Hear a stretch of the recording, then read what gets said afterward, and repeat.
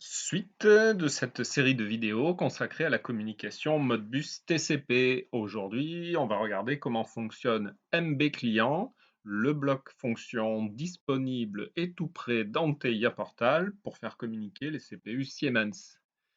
Et ensuite, démo de cette communication avec un petit automate et la centrale de mesure Centron, déjà étudiée dans d'autres vidéos.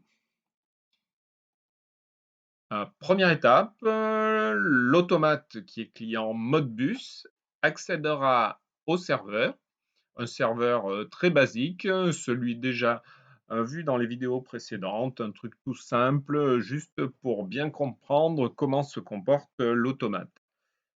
Automate qui lui n'est pas virtuel et qui sera programmé avec TIA Portal. Alors en réalité, c'est le même ordi où il y aura TIA et le serveur Modbus, mais fonctionnellement, ce sont 2 trucs bien différents. Nous voici donc dans l'environnement de TIA Portal. Alors j'ai placé le fameux bloc MB client que l'on trouve dans les instructions, instructions de communication, Modbus TCP, voilà, que j'ai placé. Ce bloc va créer un DB d'instance, j'ai laissé le nom par défaut. DB d'instance qui va contenir bien, toutes les données importantes de fonctionnement. Je vous montrerai tout à l'heure. Au niveau de l'entrée enable, donc de validation, d'autorisation de fonctionnement, toujours on. Ensuite, l'entrée request, donc de lancement de la question. Je vais utiliser un bouton, une entrée physique 0.0. Donc à chaque fois que ce bouton va être actif, eh bien le client va lancer les requêtes, les unes à la suite des autres, automatiquement. Alors quelle question il va poser? Eh bien tout dépend du mode de fonctionnement choisi par le MB mode que l'on trouve ici. Alors on pourrait penser qu'il s'agit du code fonction. Pour choisir justement le type de question, c'est un petit peu plus compliqué que ça. Je vous montre avec l'aide où on trouve en fait, suivant la valeur saisie à l'entrée de ce MB mode, eh bien les codes fonctions Modbus classiques, hein, 0, 1, 2, 3, 4. Et en fait, suivant la combinaison entre la valeur du mode, donc par exemple 0, et les plages d'adresse, on va retrouver les codes fonctions correspondants. Faisons simple, si je veux faire une opération read coil, c'est-à-dire code fonction 0,1, il faudra que je place le mode à 0 et que je définisse l'adresse sans préfixe. Si vous remarquez bien, la façon de représenter les adresses correspond à ce que l'on connaît en Modbus classiquement RTU, où l'on a le préfixe 0 pour les coils, le préfixe 1 pour les bits d'entrée, le préfixe 3 pour les registres d'entrée. Bizarrement, il y a une erreur ici, puisque c'est bien registre d'entrée. Et ensuite, le préfixe 4 pour les registres holding de maintien. Je vais commencer tout simple en faisant une opération avec mode 0 et une plage d'adresse sans préfixe pour faire le read coil. C'est ce que l'on voit. Mode 0 et l'adresse adresse 1, donc ça veut dire que je vais chercher à récupérer le premier coil dans le serveur. J'ai pas parlé du disconnect, rien d'intéressant, c'est juste si on veut déconnecter le client du serveur, donc j'ai mis à 0 pour pas utiliser cette fonction. Les adresses, j'en ai parlé. La longueur, c'est-à-dire le nombre de données que je veux. Donc comme j'ai fait une lecture de booléen, là je vais demander par exemple 2 booléens. Et ensuite se pose eh bien, le problème de où est-ce que je vais récupérer le résultat. le résultat va se trouver pointé à partir de l'emplacement que l'on définit sur l'entrée data.ptr. Alors, il s'agit en fait d'un pointeur, vous le reconnaissez, P dièse. Il y a plusieurs façons de procéder.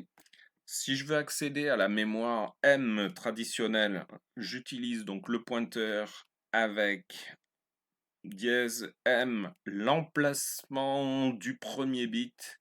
Donc moi, j'ai choisi par exemple M100.0. Et ensuite, comme pour tous les pointeurs, on définit le type de données et la taille correspondante de la zone. Donc là, j'ai réservé un octet à partir de M0.0. Ensuite, paramètre très important, le paramètre d'entrée connect qui va définir les paramètres de connexion de ce client vers le serveur. Alors, pour définir ça, comme le type de données est un peu spécial, on est obligé de créer un DB particulier. C'est ce que j'ai fait avec le DB que voici. Je vous montre l'intérieur. Il faut définir la donnée, donc que j'ai appelé connect, et ensuite le type. Alors il faut taper en toutes lettres parce qu'il n'apparaît pas par défaut, donc il faut vraiment taper. C'est comme IPv4, et ensuite ça nous donne ce type de structure de données. Et donc on va compléter chacun des champs. Je commence par l'interface ID qui correspond à l'interface Ethernet de l'automate, donc 64, par défaut je l'ai laissé. Ensuite, ID, c'est le numéro, alors attention, qui n'a rien à voir avec le numéro de Unit ID, je vous en parlerai tout à l'heure. Ça, c'est juste le numéro qui correspond à la référence de connexion. Dans le cas où on fait plusieurs connexions, il faut le changer. Donc moi, c'est ma première connexion client-serveur, donc je laisse 1. Ensuite, connexion type, eh bien, je suis en mode bus TCP, donc ça signifie que je dois saisir la valeur 11. Ensuite, connexion active, on ne sait pas trop, je vais laisser false, c'est pas bon, mais je vais vous montrer pourquoi c'est pas bon. Ensuite, l'adresse IP, qui est sous forme de tableau de 4 valeurs, les 4 octets. Je vais définir l'adresse correspondant à mon ordinateur qui se finit en 70 et je vais définir le port 502 pour le module distant normal puisque on est en mode bus, donc port 502. Le port local, je le laisse à 0, ça permettra à l'automate de choisir celui qu'il veut. Voilà, qu'est-ce que j'ai oublié? Alors, les sorties, j'ai rien mis sur les sorties. Sur internet, on voit souvent des gens qui rajoutent des variables sur les sorties. J'ai jamais compris pourquoi.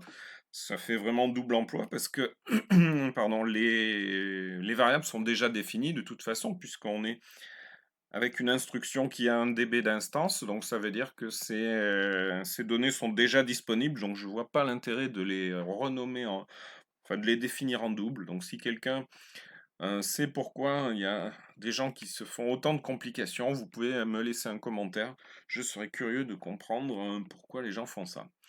Voilà, je vous propose de faire un test tout de suite. Donc charger dans l'appareil, terminé. Voilà, mon programme est transféré. Je mets la visualisation dynamique. Je vais également regarder avec une table de visualisation que je vais ressortir. Je vais regarder les sorties. J'en parlais tout à l'heure. Hein, je peux les visualiser en donnant leur nom à partir du DB d'instance. Des sorties petit. J'ai rajouté même des variables qui sont à l'intérieur, à savoir le numéro de transaction, le numéro d'échange entre client et serveur, et le numéro d'ID. Vous comprendrez pourquoi tout à l'heure. Au niveau des résultats, j'ai déclaré deux variables booléennes. Un résultat bit 0 à l'emplacement %m 100.0. C'est au choix, hein. Je l'avais défini au niveau du pointeur. On est libre de faire ce qu'on veut. Moi, j'ai choisi cet emplacement qui était libre. Et le deuxième bit de résultat qui se trouvera juste à côté. Pourquoi? Parce que j'avais demandé à lire deux valeurs. Donc voilà, je vais regarder ce qui se passe. Et là, premier point, eh bien, on voit une erreur en sortie apparaître. Alors, on peut se dire, mais comment ça se passe? Pourquoi? Comment? Alors, je vais regarder quand même côté serveur. Je vais le faire apparaître. Donc, le serveur, c'est le serveur basique dont je vous avais déjà montré le fonctionnement avec les quatre zones. Mémoire traditionnelle du Modbus. Nombre de clients connectés 0, donc là on voit qu'il y a en effet un problème. Comme je disais, on peut farfouiller longtemps à essayer de comprendre pourquoi. La stratégie, elle est simple, hein. On regarde le code correspondant à l'état du bloc et on essaye de le déchiffrer. Donc 80BB, je vais prendre la documentation et je vais regarder pour ce code-là, donc paramètre statut. Pour cet état 80BB, voilà, donc 80BB, valeur non valide au paramètre d'activation de la liaison. Je l'avais fait exprès tout à l'heure pour vous montrer eh bien, comment on procède quand on voit une erreur apparaître. Donc je vais revenir au niveau des paramètres. Je vais mettre la bonne valeur ici pour la connexion. Je transfère la modification. Charger. Voilà. Alors pour l'instant, ça n'a rien changé. Normal, parce que j'ai fait une modification au niveau d'un dB et je l'ai changé dans la valeur initiale. Donc celle qui est prise lors du chargement, c'est-à-dire à la mise en run. Donc je vais faire un run stop pour que ce soit pris en compte. Donc voilà, l'erreur a disparu. Le statut est passé à 7004. On regarde 7004.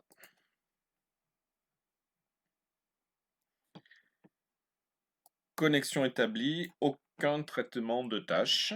Je regarde au niveau du serveur. 0 connexion client. Je reviens au niveau de mon module. J'active le bouton. 7006, l'état a changé. Un client connecté. Et je suis censé récupérer un résultat ou voir ce qui s'est passé au niveau des échanges. Ce n'est pas le cas pour l'instant. Encore une petite erreur que je vous propose de chercher. Je l'avais fait un petit peu exprès. On voit qu'il y a des échanges, plusieurs échanges, mais que ces échanges, ces transactions, ces numéros de transactions sont relativement longs. Puisque normalement on est sur l'ordre de la milliseconde, là c'est très très lent. On voit que le statut change de valeur de façon fugitive, il passe à 7005. Si je regarde 7005, en cours d'émission, donc ça a l'air de bien se passer, mais pourtant il y a un truc qui ne va pas. Alors comment procéder? Autre façon, eh bien, c'est d'utiliser une trace. On voit que le phénomène est fugitif, et donc je vais utiliser une trace. une trace, je vous la montre tout de suite.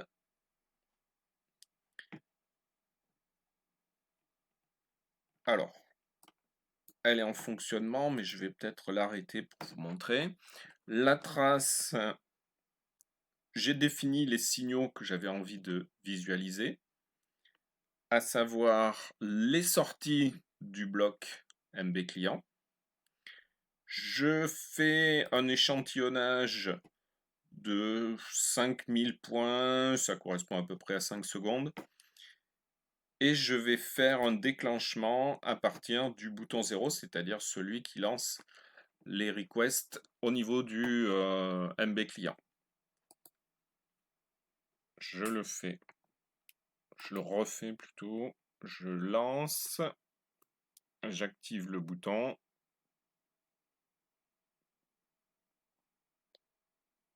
j'arrête. Et en effet, qu'est-ce qu'on voit?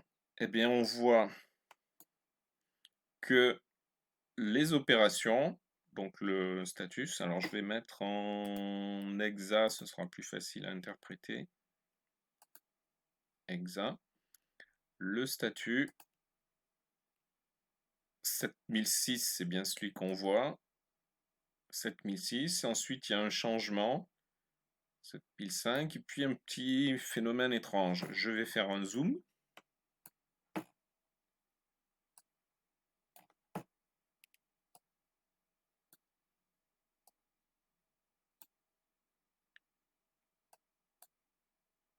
J'ai peut-être un petit peu trop zoomé. Voilà. Et là, on voit quoi? Eh bien, on voit une erreur fugitive qui apparaît. Donc, c'était impossible de la voir au niveau de la table de visualisation. C'est pour ça que l'on préfère utiliser l'outil Trace, hein, qui est un outil vraiment très puissant, parce qu'il va me permettre de repérer les problèmes fugitifs.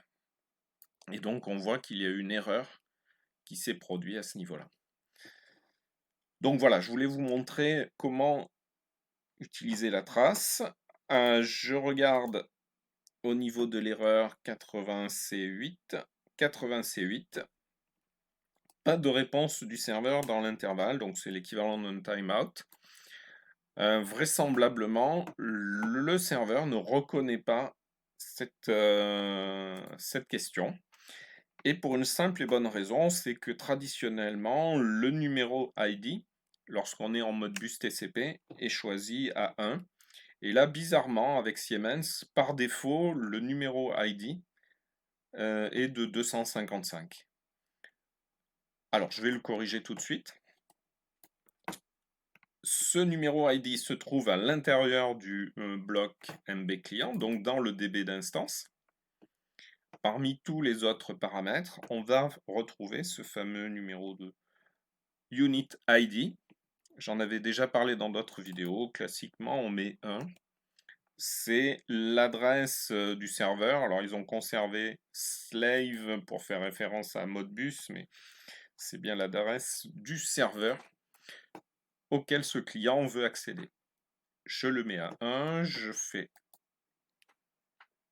la modification, je transfère chargé, je fais un run stop pour que ce soit pris en compte, run stop. Voilà, donc le numéro ID a bien été de 1 et je vais remettre mon MB, la visualisation dynamique et je vais appuyer sur le bouton. Et donc là, j'arrête. On voit que les échanges se produisent. Si je vais au niveau... où est-ce qu'il est mon serveur? Il est là. Si je vais au niveau du serveur, eh bien je vois les échanges se produire avec code fonction, donc request du client, donc de lui, qui demande un code fonction 1 à l'adresse 0. Je rappelle qu'il y a un décalage toujours.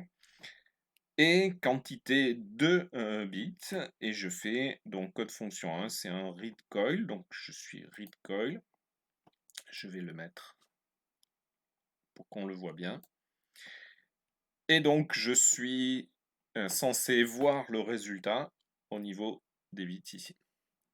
Ils étaient false, ils sont false, je remets en service, donc on voit les transactions très très rapides. Si je change true,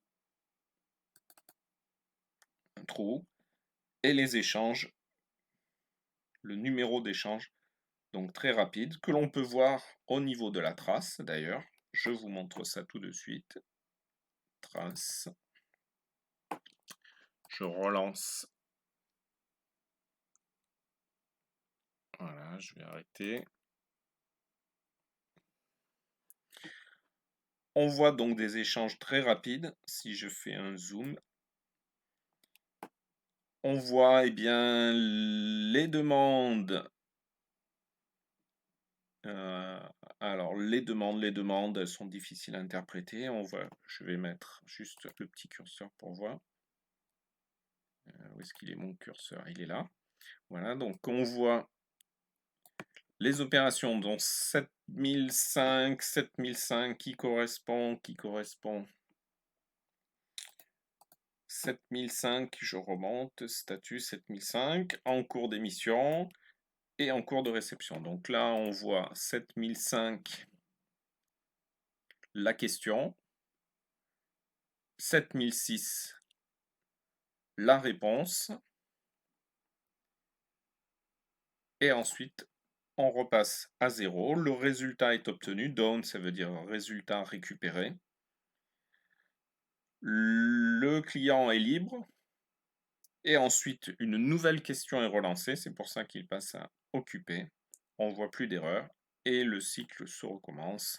Question et réponse. Je peux le voir d'ailleurs avec Wireshark.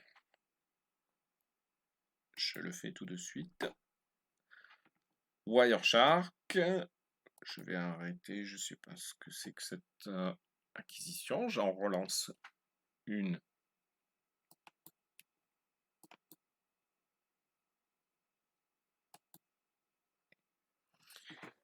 Qu'est-ce que je vois? Eh bien, je vois des échanges Modbus. Les numéros de transaction, alors je vais l'arrêter comme ça. 7000 numéros de transaction, ce qui correspond bien à ce qu'on voit, puisque là on était à 6000 avant que j'arrête, 6800. Donc on voit des questions avec le code fonction 1. Donc question de l'automate vers le serveur qui se trouve sur mon ordinateur, adresse 70. La réponse qui contient les 2 bits A1 en l'occurrence. Donc voilà un autre outil qui permet de comprendre ce qui se passe, Wireshark, pour l'analyse des données. Je le mets de côté. Donc la trace, Wireshark.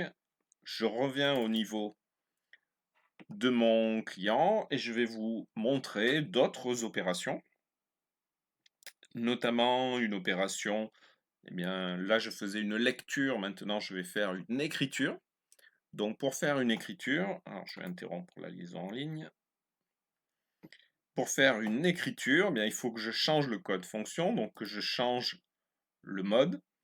Je reviens à la documentation. Code fonction 5, donc qui correspond à l'écriture d'un bit. Write single coil. Il faut placer mode à 1 et avoir un espace d'adressage sans préfixe. Donc comme tout à l'heure. Je le fais. Donc mode 1. Je vais changer les adresses parce que sinon ça réécrire au même endroit. Pour voir le résultat, je vais juste décaler. Donc je vais écrire 2 bits à partir de l'adresse 4, et il faudra tenir compte du décalage bien sûr. Je vais écrire quoi je vais écrire? Eh bien, les données qui sont toujours au même emplacement. Alors le terme résultat est peut-être mal choisi ici, mais c'est bien ces deux booléens que je vais envoyer de l'autre côté. Charger.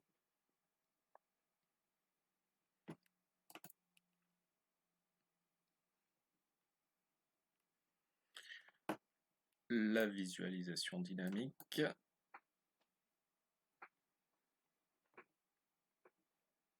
Voilà, donc trou, c'est ce que je vais chercher à envoyer de l'autre côté.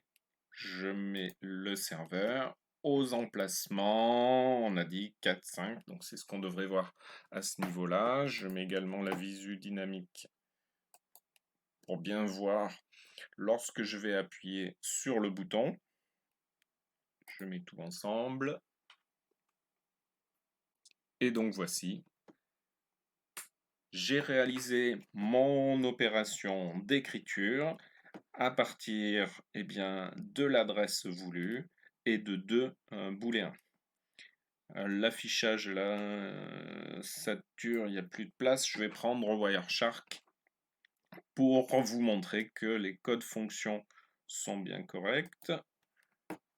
Je relance Wireshark.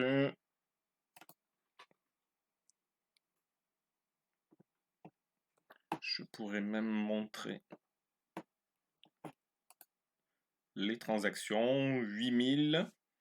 Et donc dans Wireshark, je vais arrêter.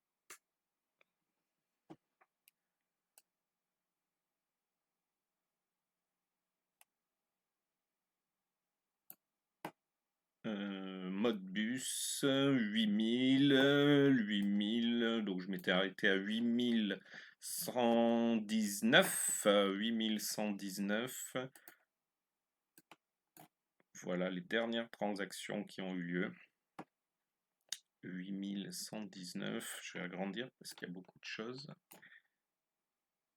Alors en fait, on voit beaucoup d'échanges parce qu'en fait, comme j'ai laissé la visualisation dynamique de TIA Portal, il y a beaucoup d'échanges entre l'automate et mon ordinateur. Pour la visualisation de TIA Portal, c'est tout ce qu'on voit en termes d'échanges qui s'intercalent. Et bien sûr, on va retrouver Modbus. Donc ça, c'est la dernière réponse qui a été fournie et la question, elle est intervenue à ce niveau-là. La dernière transaction 8119 qui était donc sur l'unit 1, code fonction 15. Tiens, pourquoi 15?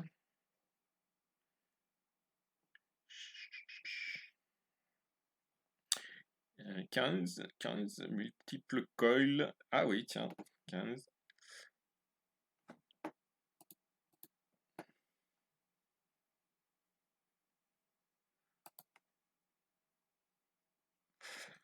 Oui, je disais une bêtise tout à l'heure. Le write single coil, c'est si j'avais choisi un seul bit. Comme là, j'en ai choisi plusieurs. C'est le code fonction 15 et donc bien avec le mode 1. Si je vous montre juste avec un seul, je le fais, je rechange un seul bit. Adresse, je vais mettre 7, mais je vais demander qu'un seul pour voir justement le code fonction correspondant. Je transfère, charger.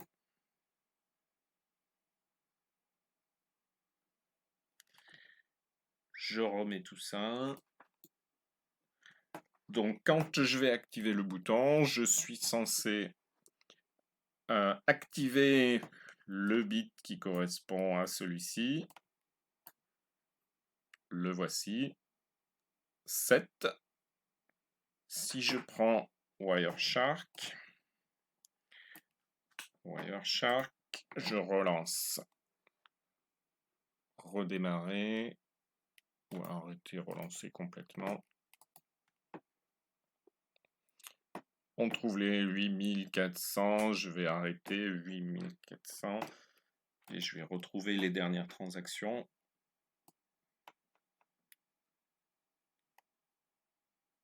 Modbus 8442.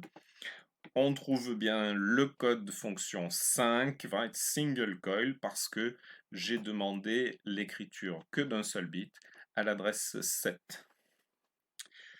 Donc du coup voilà, c'était pas prévu mais je vous ai montré le single coil, le multiple coil. Je peux vous montrer au niveau des registres, on va faire par exemple une lecture des registres. Alors je reprends la documentation. Documentation et je vais faire une opération de lire des registres de maintien, holding register.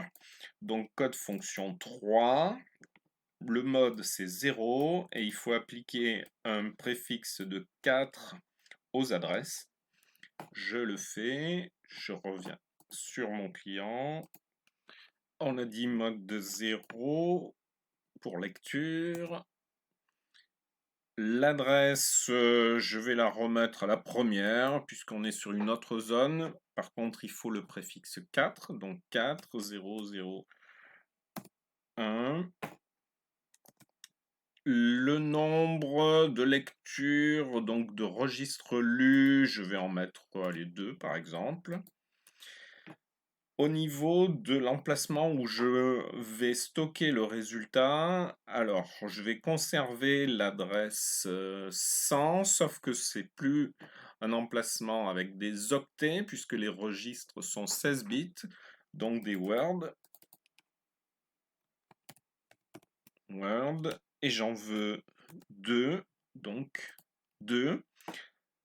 C'est donc plus à cet emplacement-là que ça va se passer. Je vais mettre une variable résultat sous forme de registre qui englobe ces adresses, MW100, et le registre suivant, résultat 1, voilà. Donc là, il reste des valeurs d'anciens tests, donc c'est pas grave.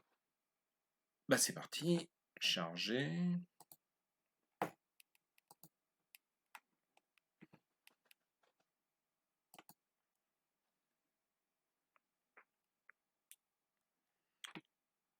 Voilà, je place la zone donc des registres, pour l'instant 0, 0, 0.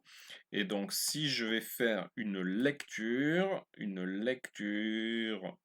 j'ai tout, je devrais voir apparaître les zéros correspondant à ce niveau.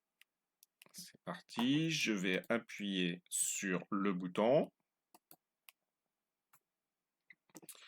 Et donc bien lecture des zéros qui se trouvent de l'autre côté. J'arrête.